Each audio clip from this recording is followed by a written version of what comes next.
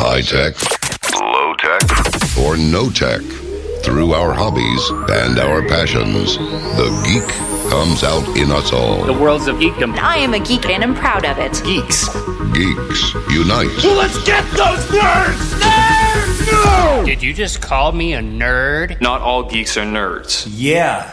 This is Geek Therapy Radio. What are we waiting for? And now your mental curator, Johnny Hamburger.19 to Geek Therapy Radio. I am your mental curator, Johnny Hamburger. Welcome back to, this is week 2 of my new 10 p.m. time slot here on KPRC 950 AM. If you've missed last week's show or any of my almost 100 previous shows, I've been on the air for a couple years now.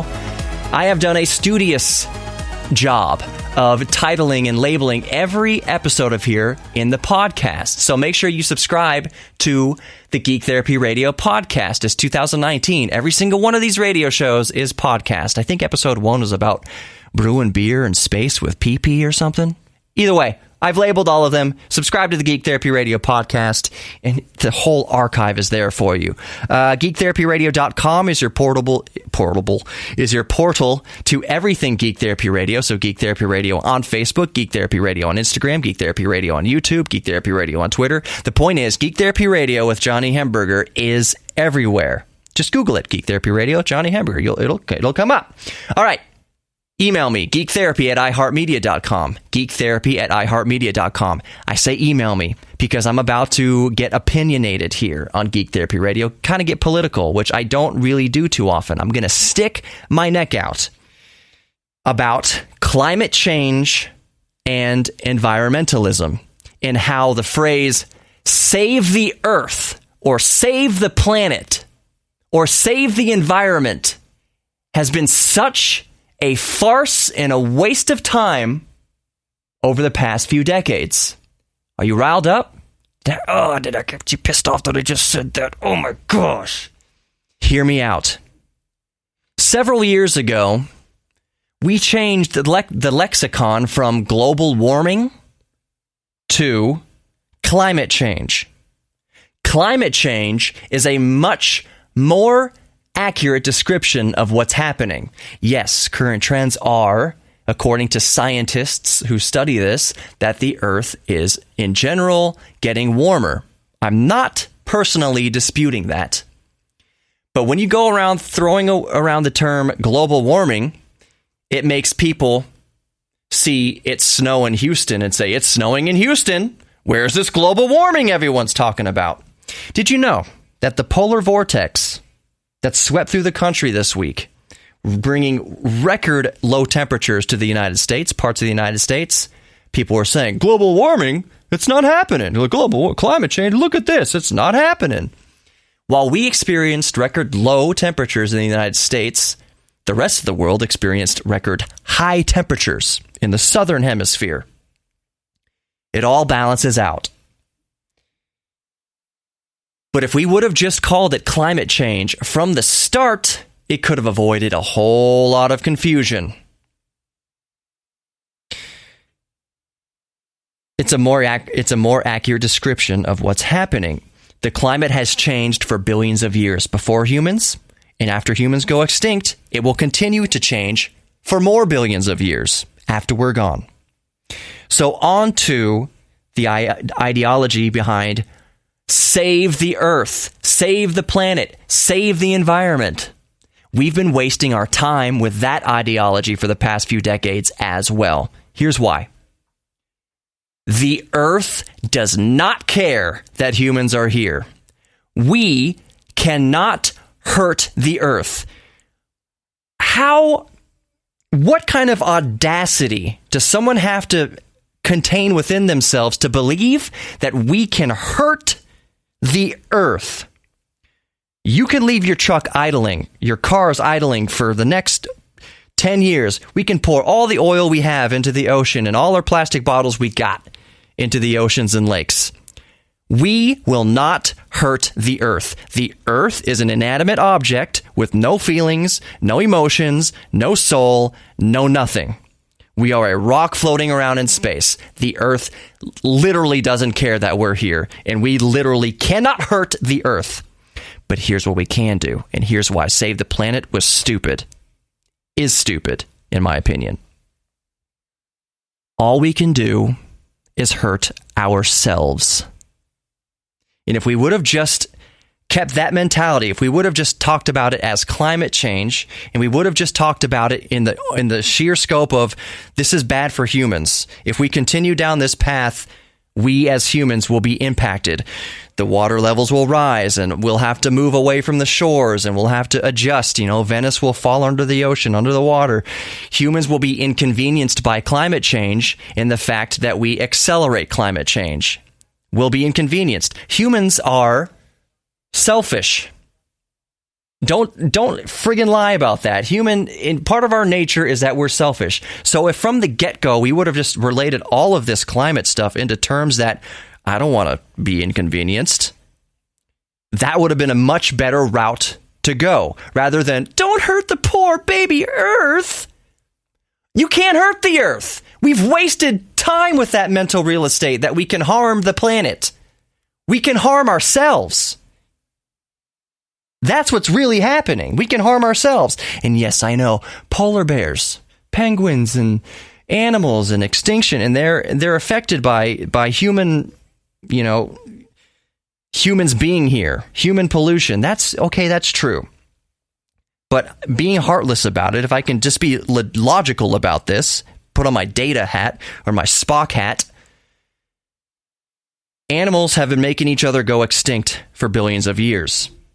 Apex predators eat all the prey, and they make their prey go extinct, and then the apex predator goes extinct because they have nothing left to eat. They didn't learn to be good stewards of what they have to ensure their survivability, and that's what humans have to do. We have to ensure that we are good stewards of this planet. So not because a friggin' tree, not because of a rock, or because animals go extinct, but because we can go extinct. We can hurt ourselves. And I'm not saying I don't have any emotions for the animals. You should be ethical about this. No, why would I want to personally harm a polar bear or make a species go extinct through my own mismanagement of the environment? We need to do a better job of taking care of what we have, but it's to ensure our own survivability. We are not going to hurt the Earth. The Earth can hurt us. More Geek Therapy Radio coming up. We talk about computers and stuff. Don't go anywhere. Welcome back to Geek Therapy Radio. I am your mental curator, Johnny Hemberger. Make sure you subscribe to the Geek Therapy Radio podcast in the iHeart Radio app or your favorite podcast player. I feel like I need to clarify from that last segment. I think at the end there, I sounded kind of heartless. When I said I was going to put on my Star Trek, data hat and just be purely logical about it, that comes off as heartless, as being logical often does. Logical takes emotion out of it. And I think, here's what I was getting at. I think if we, as a human being, as a human species, presented the case of climate change to each other logically, without the emotion, then we could have saved more of the precious polar bears and seals and different species. It's not good stewardship on our human beings' part to be wasteful and destructive so that it does cause the destruction of another species. We're smarter than that. We're better than that. I agree with that. That's how I approach my life. When I take a pee or a poo into the toilet and I see how much water we're using just to take a pee or a crap, it boggles my mind. When I see people throw litter out of their car window, it enrages me. How low class can you be that you litter? That's horrible. So I'm saying that I agree.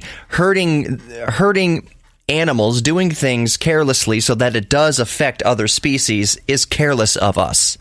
Also, I think climate change denial falls under the category of flat earthers and and moon landing hoaxers. Climate change is a scientific fact. It's been happening for billions of years. It will happen for billions of years after us. The climate does change. The argument, it's not much of an argument anymore, is over the past couple hundred years, Industrial Revolution, have human beings artificially sped up that climate change. I don't think there's much debate about that anymore. But I don't get on board with, I know what station I'm on. Yes, I know this is mostly a conservative station. But what I don't get on board with is the hippy-dippy approach to it. I think this save the planet stuff, despite their best intentions, has been more harmful because they made it emotion. If it was just presented to the general public in a logical way, I think we would have made much more progress.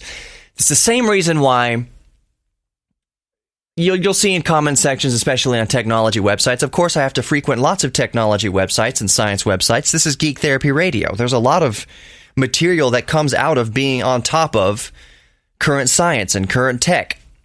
I promise we'll talk about gaming in a minute. The new AMD video cards and NVIDIA RTX video cards. There's a lot of, in that endeavor of searching out these scientific topics and tech topics, you come across comment sections where it's basically well-meaning but ignorant hippies. A lot of millennials, too, that have bitten into this hook, line, and sinker don't seem to get it. It's an emotional appeal. They appeal to the emotion. It's all emotion. I'm just saying, we could have made much more progress with logic. So you'll see in these comment sections people saying, I don't understand why Ford still makes ICE vehicles, internal combustion engine vehicles. There's no reason why we should still be burning fossil fuels. They should stop making fossil fuel vehicles altogether. Next year, 2020, no more internal combustion engines. That's ridiculous. That's ignorant. That's emotional appeal. That's being ignorant. We can't flip the switch like that. I don't think. Yes, you mean well. You mean to protect this environment that we have. It's the only one that we have. I understand that part, but you're being illogical, and you're actually, in that ignorance, you're setting human progress back by years, if not decades. We can't simply flick the switch on things. It has to be ushered in, has to trickle in. We have to wean. I've said this before on the show, that our green future is going to be built on the back of fossil fuels. That's what's going to build the new green infrastructure. That's what's going to produce, battery-powered vehicles. And by the way, we need to figure out a much cleaner way to refine lithium or get off of lithium altogether in rechargeable batteries. But the fact remains, so getting back to the point, this mentality that seems to exist in the ideas of the extreme hippies, I'll just say, that we need to save the planet and let's flip the switch. No more airplanes in the skies. I'm not even going to get into that. No more fossil fuel burning vehicles. I agree with that. I agree. Humans need to progress. But you're doing yourself a disservice, and you're doing human beings a disservice, and you're doing the precious baby seals a disservice by being so ignorant about it. By ignoring the realities, by being illogical. I know there's a lot of Star Trek fans that listen to Geek Therapy Radio. Sometimes you need to take emotion out of it and just be logical. Sometimes that is what's best, not only for us as a human species, but what's better for all the animals of the world, all the different species, if we could just take a step back and just be logical about it. But that's also the human condition. It's hard for us to be logical about things. I'm not at all trying to be a hypocrite here. I get emotional about things. The last 2 segments here, I'm being emotional about something. I understand being emotional. But that's the difference, I think. I and a lot of other people, yes, we have this ability, it seems, hopefully, to the best of our ability, we try to recognize when we are being emotional. I've always had this kind of, yin-yang in my mind, because I know that I am very emotional, but I also try to be logical. So in my deep emotional states, I try to remind myself, tap on my shoulder, McFly! You're being too emotional about this, which means you cannot see your world clearly or make clear, rational decisions. So let's interject a little bit of logic into this. This is what I did after my divorce. Post-divorce is a very emotional time. I did not stray away from being sad. By the way, it's okay to be sad. You are completely normal if you are sad. That's another big problem of society, I think. This idea that if you're sad, you're not normal. If you're sad, you are sick. No. If you're sad, that's completely fine. I'll be sad with you. It's okay to be sad sometimes. But post-divorce, I knew that I would only prolong the pain, only prolong and possibly make bad decisions if I didn't inject a little bit of logic into the process. Man, I'm feeling really down in the dump. Oh man, this hurts so bad. And then I interject logic. Well, Johnny, you know that time heals all wounds. It sounds cliche, but it's true. And guess what, everybody? It is true. So if you just kind of just relax, just try to, it's okay to be sad. You can hurt now. It was logical for me to tell myself, you can hurt now, because that's the healthiest way of dealing with it. And that's the fastest way to speed along the process. Don't do anything stupid while you hurt to mask the pain. So I guess, okay, next segment we'll get into computers and gaming and new graphics cards and stuff. I'll finish out this segment on this note. I guess to summarize the last two segments, it is just that I think we as a human species could have made a lot more progress. No, not by getting rid of religion. Getting rid of religion, the idea that getting rid of religion will speed us along in progress is a farce in itself. But I think if we could have just been logical, scientifically logical, you can be religious and scientific. That's a lie that they have to be polar opposite. If we just interjected a little bit more logic into the conversation, I think we as a human species would progress, and the rest of the species around us would benefit as well. If we could just be more logical about it. Stop saying save the planet.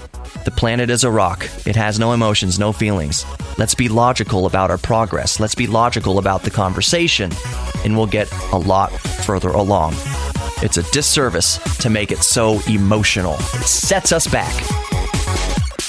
All right, more Geek Therapy Radio coming up. I just had to get that, off my chest. I did stick my neck out a little bit. We'll come back. We'll talk about the new AMD Radeon VII. We'll talk about NVIDIA graphics cards and gaming and stuff like that when we come back. More on Geek Therapy Radio. Don't go anywhere.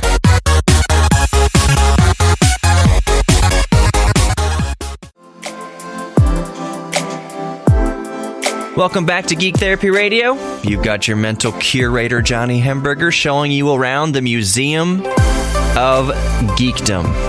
I'm here showing you exhibits. That's why I'm your mental curator. I can't possibly be the expert in any one subject, any one exhibit, but I can certainly show you some neat things.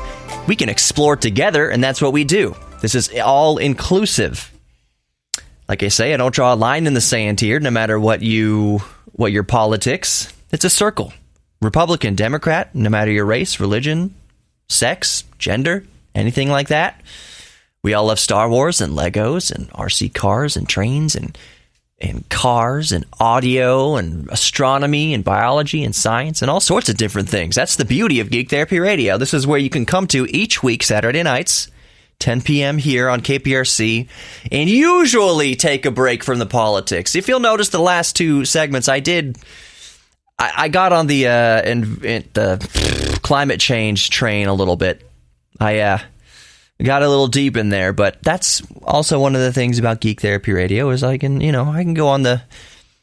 state my opinion from time to time. But for the most part, this is where you come to get away from the politics. Actually, I didn't get very specifically political. I didn't talk about any sort of legislation or any lawmakers specifically. I just kind of gave my opinion on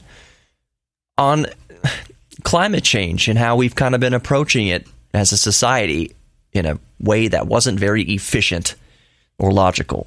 Anyways, let's talk about not just gaming PCs, but really when someone buys a graphics card, we're going to talk about the AMD Radeon VII. When someone buys a graphics card, if someone's going out to buy a new AMD Radeon VII, they're mostly, I would estimate for the most part, it's going to be used for leisurely activities such as gaming. Yes, you can use them obviously for productivity like video editing or 3D rendering or CAD or anything like that. Yes, obviously. And you should get a high-power graphics card if that's what you do. Any gaming PC, gaming laptop is also arguably a productivity machine.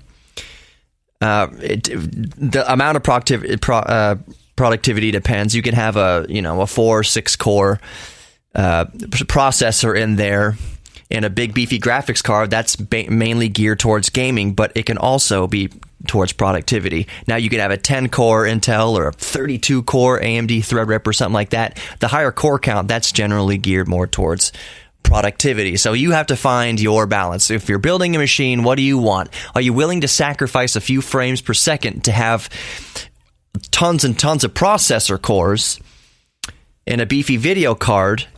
The more cores you have, in general, the lower the clock speed. So for gaming, the less cores you have, the higher the clock speeds can be, which is better for gaming. But if you're willing to sacrifice a few frames per second and get those multiple cores so that you can do more productivity with your PC, that's all the balance you have to judge for yourself.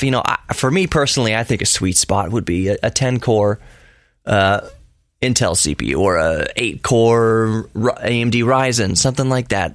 Something around the 10-core mark is a good balance between gaming and productivity. That's just me. That's the beauty of talking about gaming PCs and productivity PCs and building PCs in general, is that every single one of us can have our own approach to it, our own logic behind it, our own opinions about what kind of machine we want to build.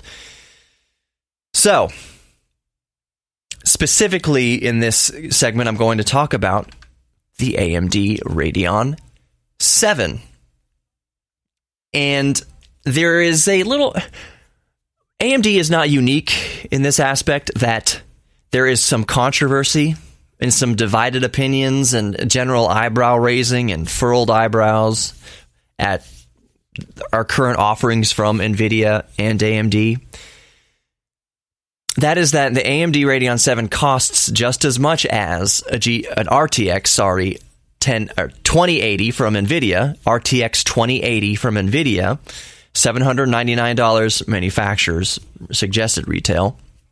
Or sorry, $699 manufacturer suggested retail. Same as a RTX 2080 at the time of recording this. Prices can fluctuate, and they do fluctuate. But roughly, the Radeon VII is aimed at NVIDIA's consumer flagship. The consumer flagship, which is a 2080.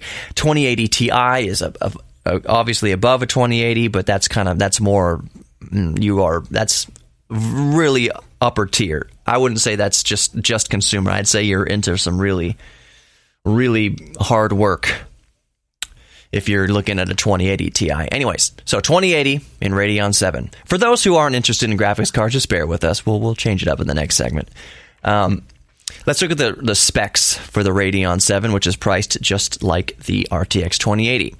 Stream processors, which NVIDIA calls CUDA cores, but AMD calls them stream processors. The Radeon 7 has 3,840. It has 240 texture units, 64 ROPs. The core clock is 1,400 megahertz. The boost clock is 1,800 megahertz. The memory bus width is 4,096 bit, which is awesome.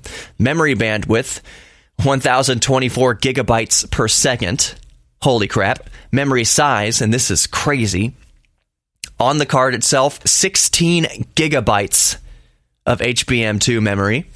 Outputs doesn't really matter. 3 display ports, 1.4, and 1 HDMI 2.0B. Release date February 7th, 2019, so that was this week, and the price is $699. Okay, those are really cool specs. 3,840 stream processors is more than the CUDA cores you get on the 2080. You get 2,944 CUDA cores on the 2080. So what is that? 2,944 plus 380. So almost 1,000 more, roughly, thereabouts. stream processors, but that doesn't necessarily equate. And here's the rub with all this. That doesn't necessarily equate to much higher performance. In most aspects, in most games, not every game, because there are some games that the AMD does beat NVIDIA, that the Radeon VII does beat the 2080. But in most games, the AMD falls short of the NVIDIA 2080. The Radeon VII falls short of the 2080. And why this is important, let's say you want to do 4K gaming. Well, in some games, the 2080 will do 4K at 60 frames a second. That's important because the AMD in the same game will only do 4K at 48 frames per second. So that's a little bit off the mark. 60 is an important goalpost for 4K gaming. And what that means is the AMD Radeon VII in most games can't hit the same goalpost that the NVIDIA RTX 2080 can. And it's not off by a lot, but it's still off. And it costs the exact same price. And that's the rub. That's the rub with it. It's a new 7nm process, which is good. It's progress. But if you remember from previous episodes of Geek Therapy Radio where I talked about Moore's Law slowing down, that's the one reason you should subscribe to the Geek Therapy Radio podcast, is I went over, and I think it was in a Midweek Geek, that Moore's Law is slowing down. Or maybe it's just on YouTube, Geek Therapy Radio on YouTube. But Moore's Law used to be the doubling in processor power every 2 years, roughly 18 months to 2 years. Now it's at 3 years or more. And by the early 2020s, it's going to stagnate almost completely, unless something revolutionary happens in the processor game. So right now, we're kind of starting to plateau with our graphics cards and with our computer CPU processors. So the fact that the Radeon comes out and it doesn't quite do as well in most things as their competitors does, but they're charging the same price, they should charge $100 less. That would make it much more viable. That would make it much more tempting, much more logical. So AMD, what you're telling me is I should spend the exact same amount of money for your card that is maybe 10% or so less capable than your competitor? That doesn't make sense. You should charge maybe 10% less in price, maybe even $50 cheaper. You shouldn't charge the same price for something that doesn't have all the performance. And the other thing is, whether or not you like ray tracing, AMD doesn't have ray tracing. And yes, I agree, ray tracing, it doesn't. It's kind of one game right now, as of recording this. I think Battlefield 5 is the only game that supports NVIDIA's ray tracing technology. But the fact remains is that NVIDIA does technically have ray tracing. It's ready for more ray tracing games, whereas AMD does not have it. The other thing is that NVIDIA has more other perks, more going along with their NVIDIA cards, like the GeForce experience and other things. GeForce Now, different things like that. There's more perks and more benefits to going with the NVIDIA card at the same exact price as AMD. So I wouldn't exactly spend my own money right now on an AMD Radeon VII. But for me, that's just because they priced it wrong. It should not be $699. Both cards, the 2080 and the AMD Radeon VII, should not be $699. I would be more willing to recommend people buy the Radeon VII if it was $100 cheaper. If it was $100 cheaper, that would make all the difference in the world in a purchase decision. No, it's only 5-10% less, sometimes mostly than the competitor, but it's priced a lot cheaper. That's a more competitive, that's a more compelling reason to buy it.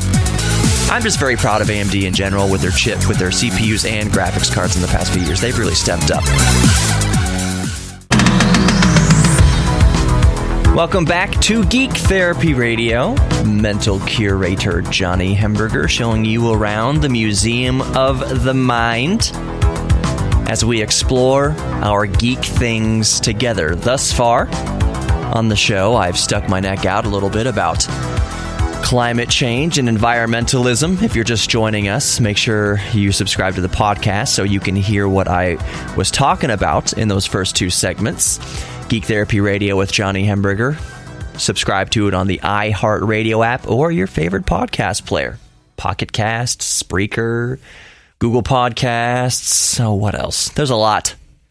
Just look up Geek Therapy Radio. Make sure it's with Johnny Hemberger and subscribe to it, and you'll be all set. At the end of this segment, I'm going to play a song on the way out that I played here on Geek Therapy Radio a long time ago. It's a Justin Timberlake cover. It's called Geeky Back. Bring your geeky back, whatever. It's a cover song. So stick around to the end. I think a lot of you geeks will. I don't want to say enjoy it. Maybe you'll endure it. Maybe you'll just roll your eyes and think it's stupid. Or maybe you'll love it. Who knows? It's a very good parody. Well, I think it's a good parody. It's fun. It's at the end of this segment, so stick around to the end to hear that. In this last segment here, I wanted to talk about what I am currently geeking out about. Actually, before the show aired at 10 p.m. here on KPRC 950, I gave a little talk at Nerd Night here in Houston at the Grand Prize Bar, asking and talking about people's geek things. My hypothesis that we're all geeks about something, no matter what walk of life you come from, no matter what you're into. If you're a muscle builder, a bodybuilder, that means you're a geek about building muscle. That's your thing. That's your geek thing. If you rebuild old cars, classic cars, you're a geek about cars, and there's no problem with that. If you do a lot of programming, you're a computer geek. Nothing wrong with that either. Maybe you build your own Bluetooth speakers. I've seen somebody reach out to me saying, hey, I build these Bluetooth speakers from scratch, and he makes them as Texans and Astros and local sports teams themed Bluetooth speakers. That's really cool. A lot of people mess around with Raspberry Pi. By the way, Raspberry Pi is opening up a brick and mortar store soon, which is really cool. It's not in Houston. I don't believe it's in Houston. You can get Raspberry Pis like at Micro Center. But Raspberry is opening up an official Raspberry Pi brick and mortar store for themselves. That's really cool. So you like to tinker with things. That's your geek thing. My geek thing, for the past few months, actually, I don't know, it's even longer than that, but it's ramped up in the last few months, is retro computers. I'm really into retro computers right now. And I think what I'm about to say, this little story, me sharing my geek thing with you in this specific regard, is going to be relatable to anybody listening about their geek thing, no matter what your hobby is. What I'm about to say about my vintage computer geek out over the past few months, it will relate to maybe sewing or knitting or painting or whatever it is. So I recently purchased off of eBay an Atari ST, an Atari 520 ST. Technically, Atari 520 ST FM. It has the built-in floppy drive, and it has the RF modulator on the back, so you can just plug it straight into a TV's coax. And it's really, really cool. Getting into something like vintage computing is, I wouldn't say it does lead you down a lot of rabbit trails, but it's because it's not as easy as you think, because my personal goal with this, with vintage computing, is not necessarily with the Commodore 64, but with the Atari ST. That's one of the first computers alongside the first Apple, I think with Elisa. What came? The first Apple GUI came out in 1984, I believe, and the Atari ST came out shortly after in 1985. GUI meaning it has a desktop and a mouse, and you move the mouse around the desktop. Those both were one of the first computers to have a desktop interface, rather than just command prompt in BASIC, in MS-DOS, and all that stuff. So one of my personal goals with this was I wanted to use the Atari ST because, yes, conceivably, it plays nice with IBM compatibles, meaning, theoretically, I can do stuff on the Atari ST, save it to the floppy disk, and then put that in a personal PC, a Windows PC of some era, and be able to read those disks. So, theoretically, I could write a text document in ASCII or whatever, and then bring it over to a modern computer to print out or email to myself. In my quest with vintage computers with the Atari ST was so that I could basically use it for, playing games and stuff, but also for work, for word processing. One of the charms of an old PC is that there's no distraction. It's not me typing up a script or something for Geek Therapy Radio or Midweek Geek and then being distracted by social media or YouTube or any number of things. Even multitasking itself can be a distraction. It's just you open a word processor on the Atari ST on an old 80s computer, that's all you're doing. You can't minimize it and go do all sorts of other things to distract you. It's basically just you're working on that single program at a time. And that was a major appeal to me. So in this quest, I purchased the 520 ST, and this is really cool, but also a challenge. The Atari ST that I bought, it's really cool that it's turned out to be, as far as I know right now, like a first edition, one of the first models. So one of the first versions of the motherboard, one of the first versions of the 520 ST. That's really cool. It's kind of like a first edition of a book or something.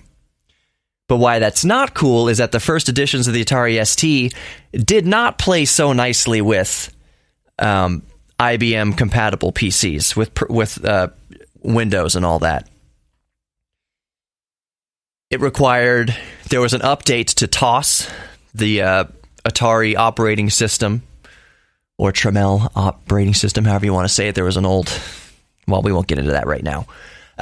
So I'm basically using TOS 1.0 on a first version of a motherboard, which means it doesn't play so nice. It means that the floppy disk drive is a single-sided double density, 3.5 inch, which means it's 360K on the disk, single-sided. Not 720K, that would be double-sided, and not 1.44 megabytes, as was most recent with floppy disks.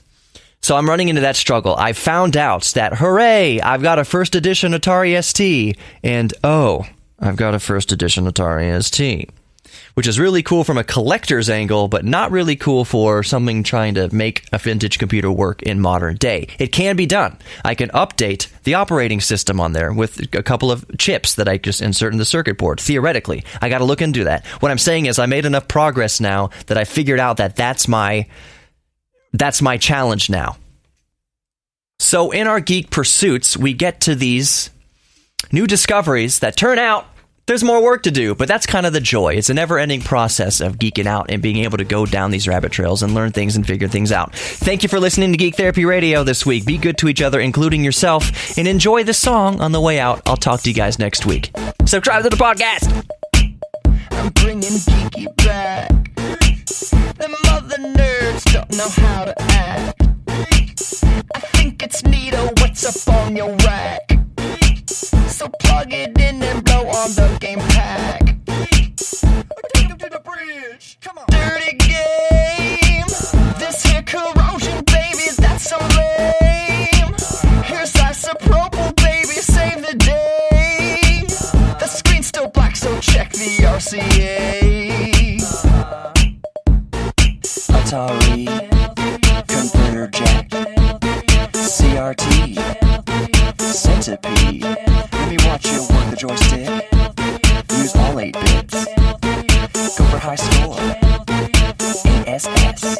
And get your geeky on. Get your geeky on. Get your geeky on. Get your geeky on. Get your geeky on. Get your geeky on. Get your geeky on. Get your geeky on. All right, my geeks, thanks for at least humoring me. Have a great week. I really mean it when I say be good to each other, especially yourself. It's okay to be good to yourself. Treat yourself. Until next week, take care, everybody.